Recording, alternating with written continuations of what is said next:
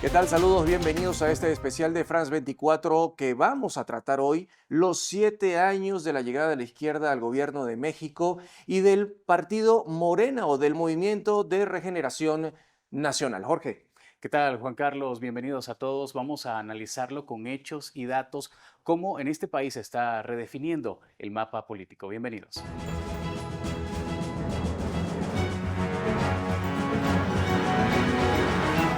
Morena nació en 2011 impulsado por Andrés Manuel López Obrador con la llamada Cuarta Transformación, un proyecto que busca un cambio profundo en la vida política del país. Su ascenso en 2018 ocurrió en un contexto de desgaste de los partidos tradicionales. Solo el 11% de la población confiaba en ellos en ese año, según datos de Latino Barómetro. AMLO llegó prometiendo combatir la desigualdad y construir un estado de bienestar. 7 años después, los expertos coinciden en que más mexicanos tienen mayores ingresos y acceso a apoyos. El desempleo de 2,6% es de los más bajos de la región, pese a la alta informalidad. Desde 2018, la pobreza y la desigualdad retrocedieron según la Organización para la Cooperación y el Desarrollo Económico, conocido como OCDE. El salario mínimo aumentó más del 120% y los programas sociales, especialmente las pensiones y también las transferencias directas, se ampliaron. México redujo la pobreza multidimensional de 51,9 a 38,5 millones de personas, es decir, alrededor de 13,4 millones de personas menos en pobreza durante ese sexenio. El gobierno mantuvo estabilidad macroeconómica, aunque, según los críticos, el acceso a la salud retrocedió, la educación quedó rezagada y la estrategia de seguridad sigue siendo cuestionada. Y en lo político, Morena domina el mapa nacional, controla el Congreso, gobierna 24 de 32 estados y obtuvo un segundo mandato con Claudia Sheinbaum, la primera mujer presidenta que mantiene la agenda de la Cuarta Transformación y que conserva niveles de aprobación superiores al 70% según varias encuestas. Morena hoy cuenta con 10 millones de militantes, la base partidista más alta registrada frente al Instituto Nacional Electoral. Juan Carlos Aguirre salió a las calles para ver cómo se vive esta transformación en la vida cotidiana. Natividad tiene 78 años, conoce bien el antes y el después de la fundación del Movimiento de Regeneración Nacional por Andrés Manuel López Obrador en 2011. La Cuarta Transformación le da $350 cada 2 meses dentro de sus programas sociales. Asegura que así volvería a votar por los candidatos de Morena. Porque pues antes no veíamos nada de apoyo hacia la gente pobre y ahora sí nos apoya el gobierno para comprar comida o fruta.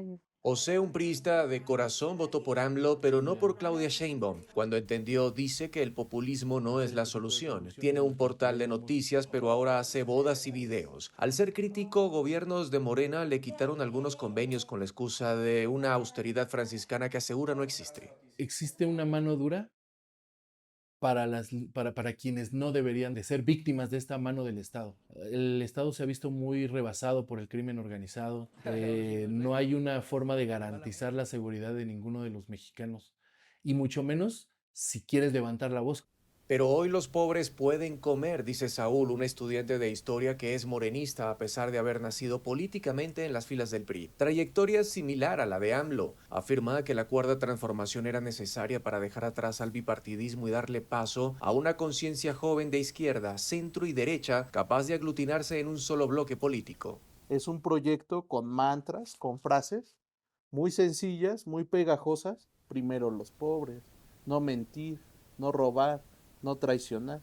Y es ahí cuando muchos jóvenes, cuando muchas personas nos damos cuenta de que sí hay otra opción. Resume, es una etapa de humanismo mexicano que se basa en la reconciliación donde 7 años no son suficientes para lograr una revolución. Revolución que se aleja, creen, en la práctica de proyectos de izquierdas radicales como la de Venezuela o Nicaragua, aunque tengan afinidades ideológicas. En estos 7 años, Morena impulsó una agenda que mezcla justicia social con reformas institucionales que, según críticos, concentran poder y reducen contrapesos. Estos son los principales cambios. Una polémica reforma judicial de 2024 permitió elegir por voto popular a más de 2.600 jueces, magistrados y ministros. Sus detractores señalan riesgos de injerencia política y pérdida de especialización. También desaparecieron 7 órganos autónomos, incluido el Instituto Nacional de Transparencia, Acceso a la Información y Protección de Datos Personales, una decisión que generó alertas sobre retrocesos en transparencia. Y en seguridad, la Guardia Nacional fue integrada a la Secretaría de Defensa Nacional y pasó a operar como una fuerza armada permanente bajo mando militar. En energía, el gobierno reforzó a Petróleos Mexicanos y la Comisión Federal de Electricidad. Nacionalizó 13 plantas y declaró el litio como propiedad del Estado. El aeropuerto Felipe Ángeles, emblema del sexenio, estuvo marcado por polémicas de sobrecostos y participación militar. Y el Tren Maya de más de 1.550 kilómetros buscó impulsar el sur del país, pero enfrenta fuertes críticas por su impacto ambiental. Y bueno, para entender este rápido ascenso de Morena y el quiebre a la época neoliberal en México, tenemos de invitado a Fernando Duorak. Él es consultor y analista político. Fernando, ¿cómo está? Bienvenido. ¿Qué tal? Muchas gracias por la invitación y con el gusto de estar aquí.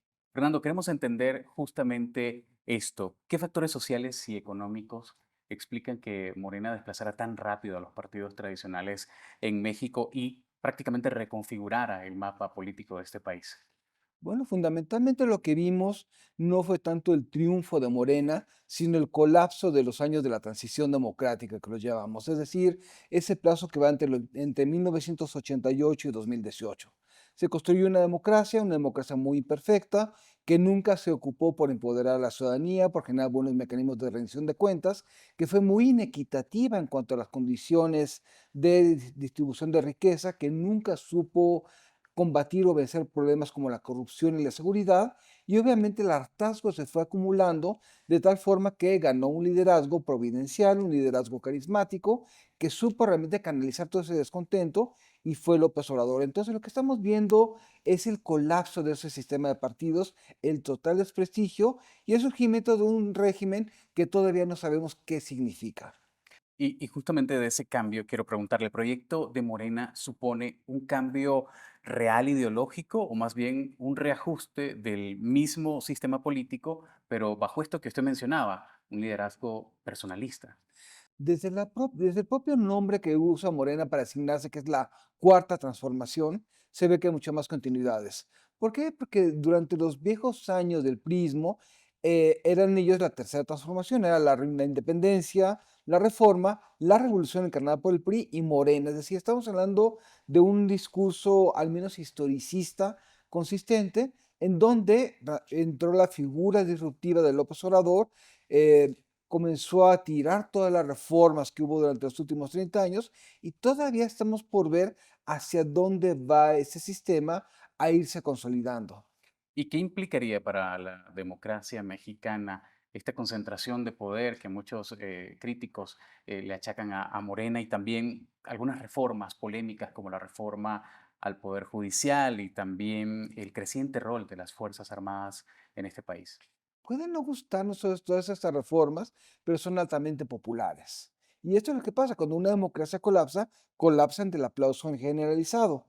Y se está pensando que como la democracia tradicional no daba resultados, volvamos a un sistema de centralización de poder. El grave problema es que todo no se está, la centralización no se está dando en torno a instituciones, sino en torno a un liderazgo. Es decir, el nuevo entramado institucional va siendo orientado hacia quien sea el presidente. Y el grave problema es que Morena no es un partido institucionalizado como el PRI. El PRI tenía reglas claras de renovación de élites, reglas claras sobre rotación, y esto no lo vemos en Morena.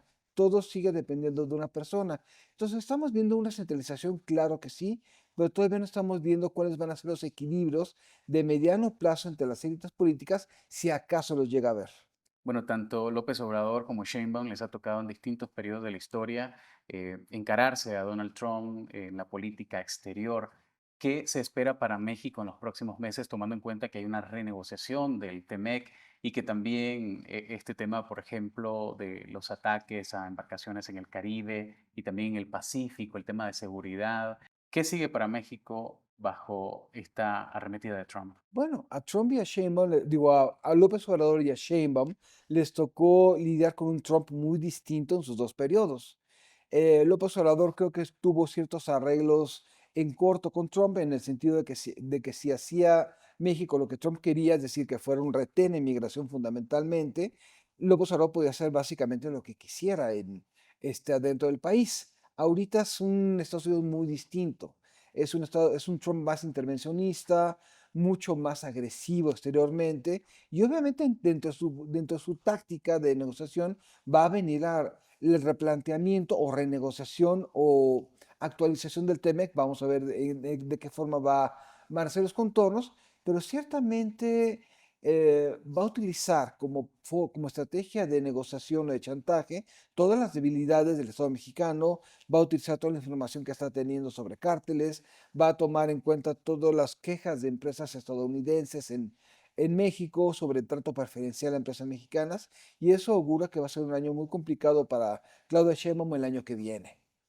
Perfecto, Fernando. Muchas gracias por este tiempo y por este análisis también. Con muchísimo gusto. Ahora pasamos con nuestro compañero Juan. Como el último país de tránsito hacia Estados Unidos, la migración es un tema importante en la agenda gubernamental y en la relación con el vecino del norte. AMLO mantuvo al principio de su gobierno un discurso crítico sobre las políticas antiinmigrantes de Donald Trump, pero con el paso del tiempo México asumió un papel de freno a los flujos migratorios hacia Estados Unidos, desplegando a la Guardia Nacional para contener caravanas migrantes. En 2025, bajo Sheinbaum, México aceptó reforzar la frontera norte con 10.000 soldados y combatir el tráfico de drogas como parte de un acuerdo con Washington que, a cambio, detuvo una ola de aranceles anunciados por Trump. Aunque esa colaboración ha evitado una crisis comercial, Sheinbaum dejó claro que cualquier cooperación debe respetar a la soberanía nacional. Ya ha rechazado en varias ocasiones la idea de permitir intervención militar de Estados Unidos en territorio mexicano para combatir a los cárteles. Y bien, de esta forma llegamos al final de este especial de France 24 en español. Gracias, Juan Carlos. A usted, Jorge, y por favor recuerden estar bien informados a través de france24.com. Hasta una nueva oportunidad.